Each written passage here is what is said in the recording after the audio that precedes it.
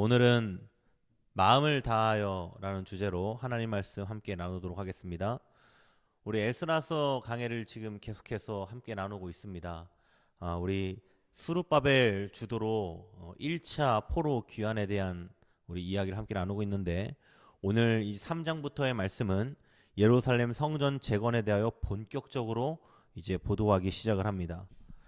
먼저 3장의 내용은 이제 초막절 준수와 성전 건축 준비에 대해서 이야기를 시작하고 있습니다. 바벨론 포로에서 1차로 귀환한 이스라엘 자손들은 각자 자기 자신들이 살던 본성으로 돌아가서 거하게 됩니다. 그리고 종교력으로 7월이 되자 이들이 모두 예루살렘으로 모여들었습니다. 그 이유는 7월에 있는 절기를 지키기 위함에서 이들이 모여들었던 것이죠. 이스라엘의 종교력을 보면 이 7월에는 많은 절기들이 있습니다. 1일에 지키는 나팔절이 있고, 10일에는 대속죄일, 그리고 15일에는 15일부터 시작되는 일주일간 초막절이 있습니다. 이 중에서도 대속죄일은 이스라엘 백성들이 지킬 수가 없는 절기였죠. 왜 그러냐면 대속죄를 지키려면 반드시 성전이 있어야 하는데, 지금 예루살렘 성전이 완전히 무너져 있는 상태였고 성전이 없었기 때문에 이스라엘 백성들이 지금 대속죄일은 지킬 수가 없는 겁니다. 대속죄일은 대제사장이 희생제물의 피를 가지고 성전의 지성소로 들어가는 예식을 거행해야 했던 날이었던 것이죠. 그래서 예루살렘에 모인 백성들은 일단 옛 성전에 제단이 있었던 곳에 다시 단을 세우기 시작합니다. 그리고 7월 1일부터 상번제를 드리기 시작했고, 7월 15일부터 초막절 절기를 지키기 시작합니다. 이스라엘 백성들이 이제 다시 고향으로 돌아와서 초막절을 지켰다는 그 시점이 7월입니다. 지금 말하고 있는 이 종교력 7월은 정말로 중요한 한 달입니다. 나팔절, 대속죄일, 초막절이 있는 달이었기 때문에 정말로 중요한 한 달이었죠. 우리가 이것에 대해서 우리 간단하게 알아보도록 하겠습니다. 먼저 나팔절은 7월 1일 안식일 날 이스라엘 백성들이 나팔을 불어서 이 거룩한 날을 기념하는 날입니다. 레위기 23장에 나타난 나팔절을 지키는 그 성회를 히브리어로 미크라 코데시라고 합니다. 미크라라는 말은 부르다, 그리고 코데시라는 말은 거룩함이라는 뜻을 가지고 있죠. 나팔절은 거룩한 부름이라는 뜻을 가진 날입니다. 이스라엘 백성들에게 나팔을 불어서 이 나팔 소리를 듣게 하고, 그리고 나팔을 들음으로 인해서 하나님의 거룩한 부름을 기억하게 하는 날이 바로 나팔절이죠. 하나님의 부르심은 나팔 소리를 타고 백성들의 가슴을 울립니다. 그리고 그들은 가슴이 울리고 가슴이 뜨거워짐으로 인해서 하나님을 생각하게 되는 것이죠. 우리가 생각해 봐야 할 것이 있습니다. 오늘날 나에게 내 가슴을 두드리는, 내 가슴을 뜨겁게 만드는 나팔 소리는 무엇인가? 여러분, 나팔 소리는 무엇을 상징합니까? 나에게 늘 하나님을 생각나게 하고 깊은 울림으로 하나님을 떠오르게 하는 것. 여러분, 그것이 여러분에게는 무엇입니까? 어떤 사람은 십자가를 바라볼 때마다 하나님이 떠오른다고 하여서 늘 자기 자신이 생활하는 공간에 십자가를 걸어놓는 분이 있을 겁니다. 십자가를 볼 때마다 하나님이 떠오르는 거죠. 어떤 사람은 성경책을 볼 때마다, 어떤 사람은 찬송가를 들을 때마다.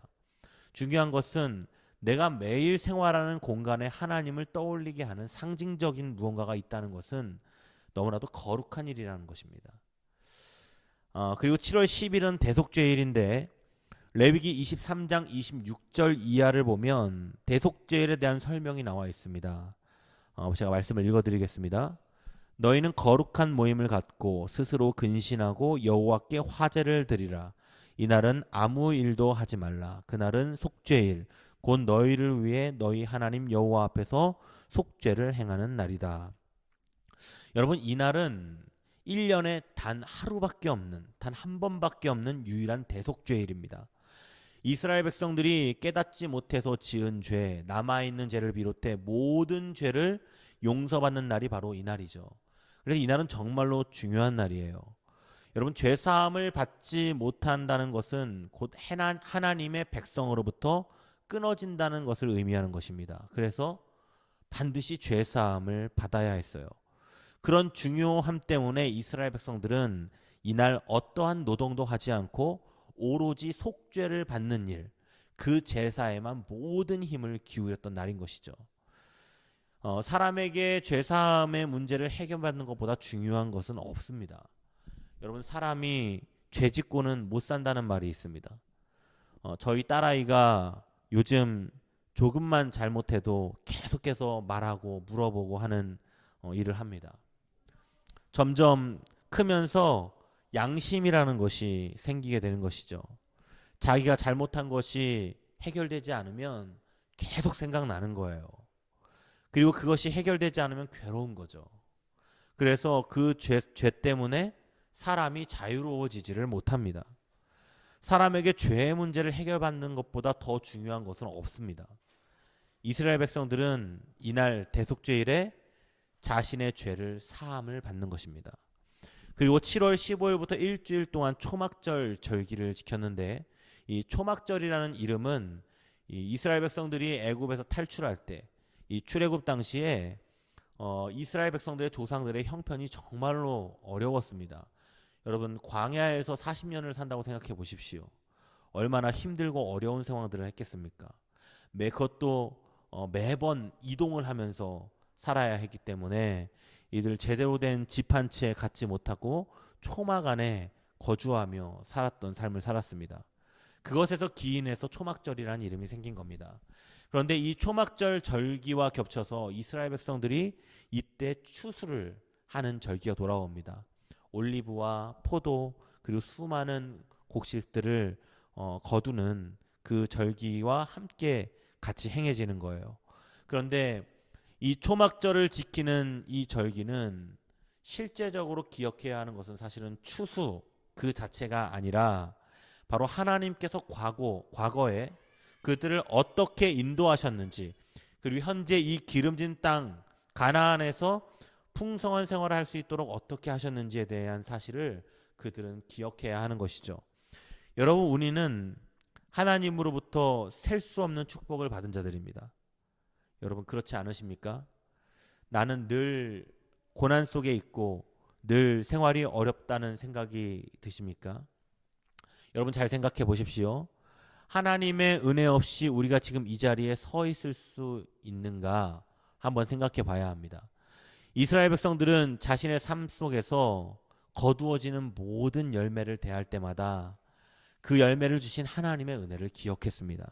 뿐만 아니라 과거에 하나님께서 어떻게 우리의 죄를 구원하셨는지, 지금 이 복된 기쁨을 어떻게 누리게 하셨는지를 항상 기억하고 그분께 영광을 올려드렸다는 거예요. 하나님께서 우리에게 허락하신 귀한 것들이 있습니다.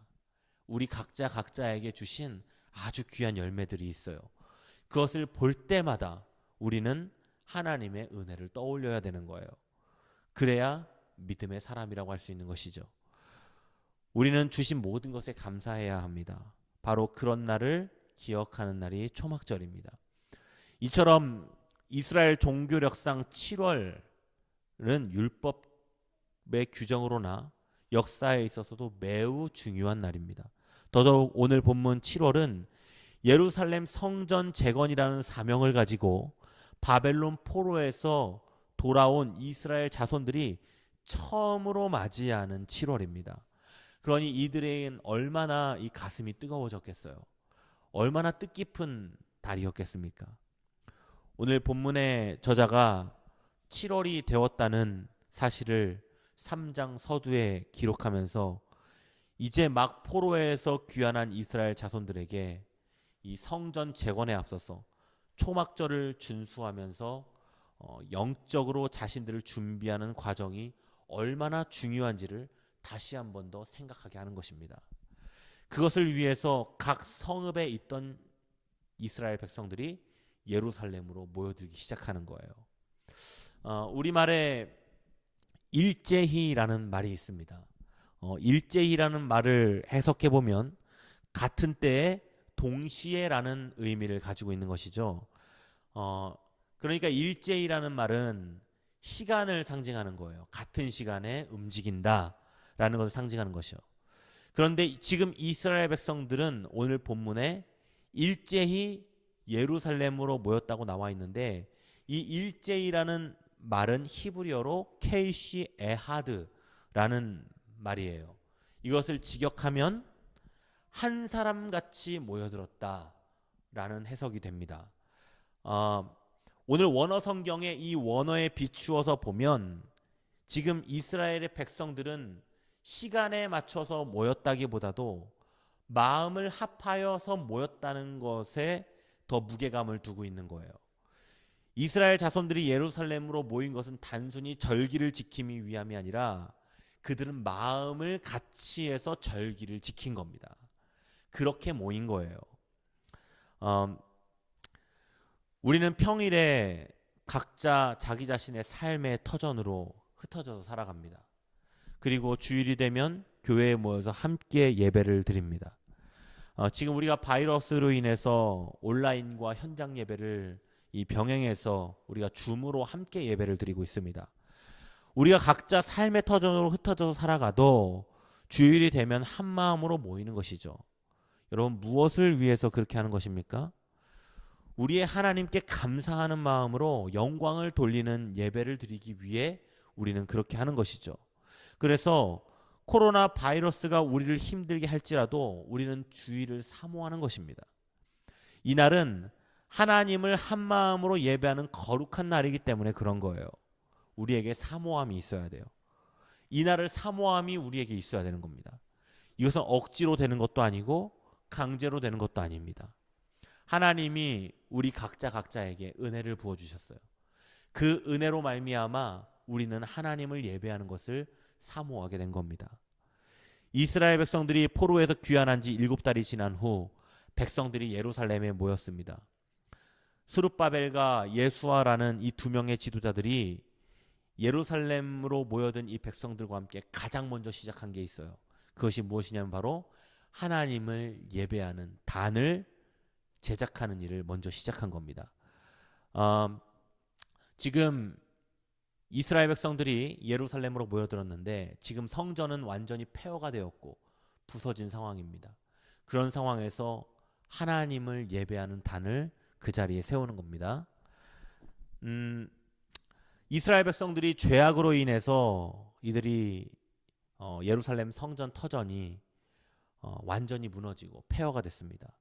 여러분, 그것을 바라본 이스라엘 백성들이 얼마나 절망적이고 마음이 아팠겠습니까? 이들에게 성전이라는 것은 너무나도 중요한 개념이었죠. 이들은 성전이 무너진 그 자리에 단을 쌓으면서 얼마나 뜨거운 참회의 눈물을 흘렸겠어요. 이스라엘 백성들은 하나님의 단을 쌓고 그 위에서 번제를 드립니다. 오늘 3절 말씀을 보면 그 자리에서 이스라엘 백성들이 아침 저녁으로 번제를 드렸다라고 나와 있어요. 포로에서 귀환한 이스라엘 백성들이 아침 저녁으로 단에서 번제를 드린 것은 모세의 율법에서 매일 번제를 드린 것을 명령하고 있기 때문에 그렇게 한 겁니다. 출애굽기 29장의 말씀을 보면 이 번제를 어떻게 드렸냐면 매일 1년 된 어린 양 2마리를 아침과 저녁에 각각 제물로 드리면서 예배를 드린 겁니다. 당시 포로에서 귀환한 이스라엘 자손들은 주변 나라들로부터 엄청난 압박과 위협을 받고 있는 상황이었습니다.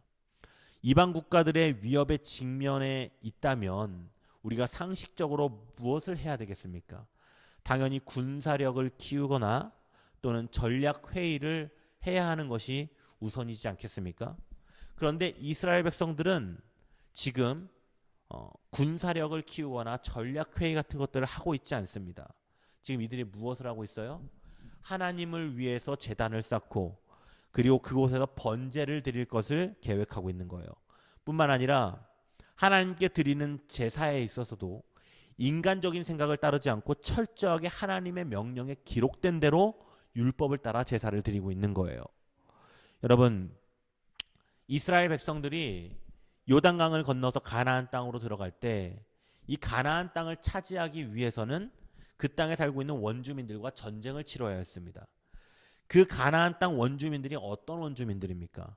모세가 이전에 가데스 바네아에서 12명의 정탐꾼을 가나안 땅으로 보냈을 때 이 12명의 정탐꾼 중에 10명의 정탐꾼이 가나안 땅의 원주민들을 보고 와서 모세에게 이렇게 보고를 합니다. 그들은 귀골이 장대하여 그들에 비하면 우리는 메뚜기와 같다라고 모세에게 보고를 했던 적이 있었죠.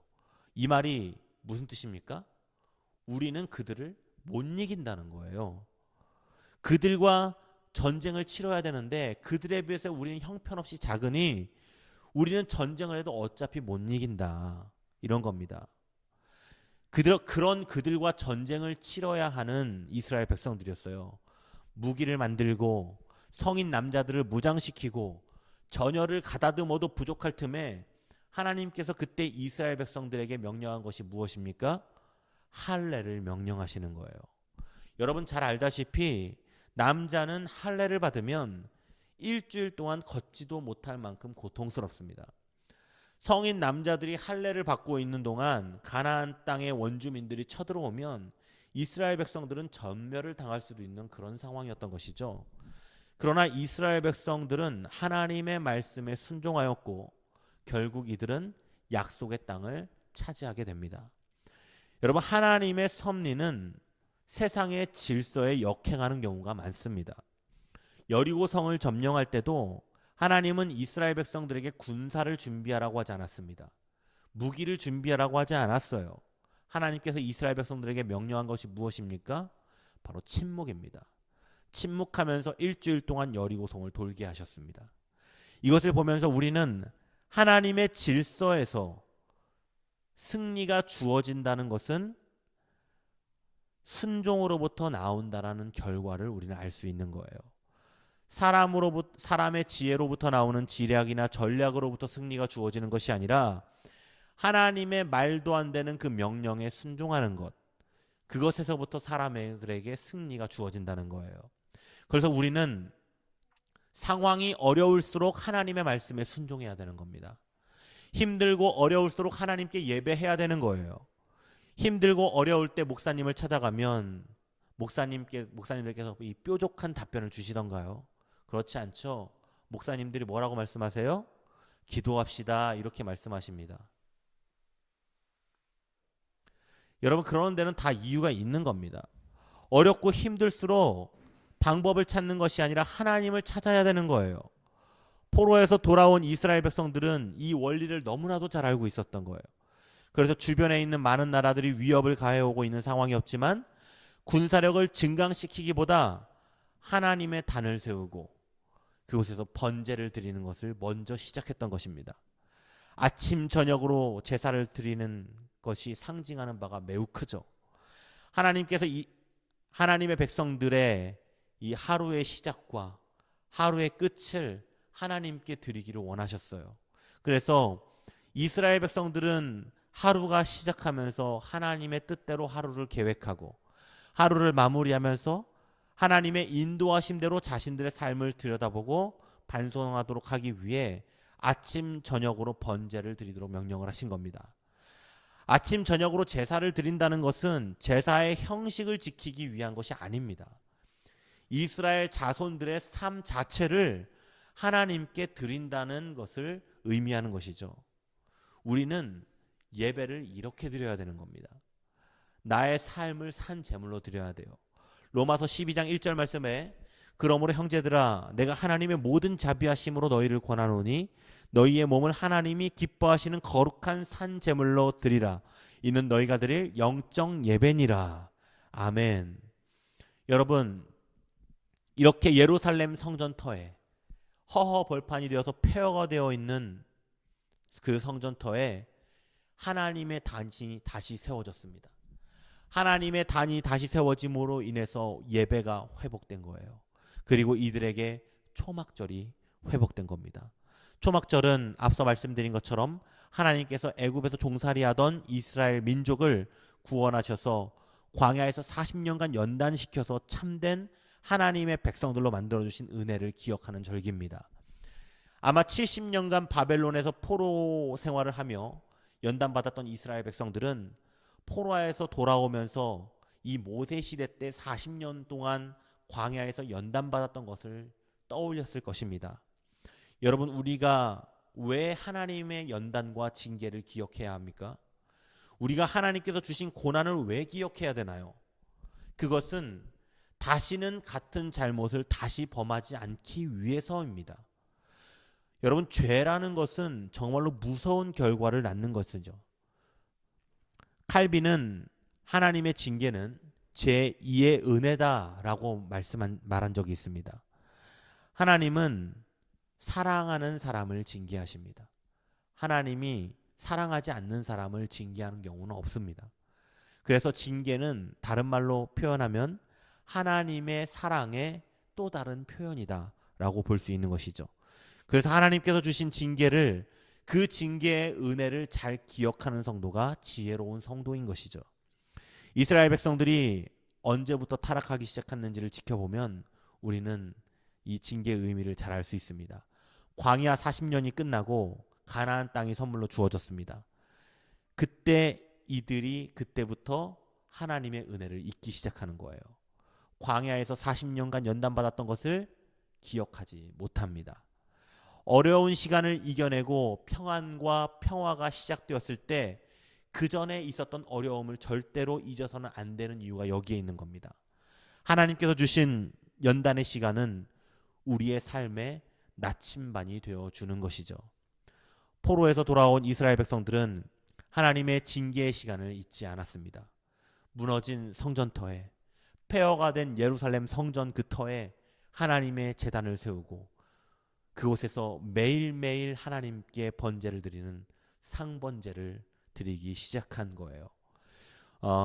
우리의 삶이 매일같이 하나님께 드리는 결단의 삶이 되기를 간절히 소망합니다. 매 순간순간 자신을 드리는 결단이 없이는 하나님과 동행하는 생활을 온전히 할 수 없는 것입니다. 우리가 생각해 봐야 하는 것은 우리의 마음에 하나님이 자리 잡을 틈이 있는지를 생각해 봐야 되는 거예요. 이스라엘 백성들도 포로로 끌려가기 이전에 우상 숭배를 하며 물질과 욕망에 따라 살아갔습니다. 여러분, 그런 것들이 가득한 마음에 하나님이 자리 잡을 틈이 있을 리가 없는 것은 당연한 것이겠죠. 여러분, 우리 마음에 무엇으로 가득해야 하겠습니까? 하나님이 자리 잡을 틈은 있으십니까? 하나님이 원하시는 것은 우리의 마음 가운데 하나님의 영으로 가득한 것을 하나님은 원하십니다. 매일 아침 저녁으로 하나님께 제사를 드렸던 이스라엘 백성들은 매일 매 순간순간 그들의 삶을 하나님께 올려드렸던 거예요. 사랑하는 성도 여러분, 우리도 이스라엘 백성들처럼 뜨겁게 하나님을 사모하는 성도들이 되기를 간절히 소망합니다. 마음을 다하고 뜻을 다하고 힘을 다하여 하나님을 예배하는 사람들이 되기를 간절히 소망합니다. 성전에 그 기초를 놓기 이전에 예배의 회복을 먼저 원했던 이스라엘 백성들처럼 여러분의 삶의 가장 중요한 일 앞에서 하나님과의 예배가 먼저 회복되는 모든 성도들이 되시기를 간절히 소망합니다. 기도하겠습니다. 살아계신 하나님, 감사합니다. 이제 우리의 예배가 회복되기를 간절히 소망합니다. 이스라엘 백성들이 성전 재건을 시작하기에 앞서, 그 중요한 일을 시작하기에 앞서 예배의 회복을 먼저 꿈꾸었던 것처럼 우리 또한 하나님과의 예배가 회복되는 놀라운 역사를 경험하기를 간절히 소망합니다. 삶의 자리로 돌아가 예배드리는, 그리고 또한 자기 자신의 삶의 현장에서 살아가야 하는 세계롭게 성도들 한 사람 한 사람 머리 위에 하나님의 한량없는 축복을 더하여 주시옵소서. 지금은 우리를 사랑하셔서 십자가에 못 박혀 죽으시고 부활하신 예수 그리스도의 은혜와 하나님 아버지의 끝이 없으시고 한이 없으신 사랑하심과 보혜사 성령님의 감화 감동하시는 놀라운 역사하심이 오늘 예배드리는 성도들 한 사람 한 사람 머리 위에, 이들의 가정 위에, 이들의 직장 위에, 그리고 이들의 모든 기업 위에 이제로부터 영원토록 함께 하시기를 간절히 축원하옵나이다. 아멘.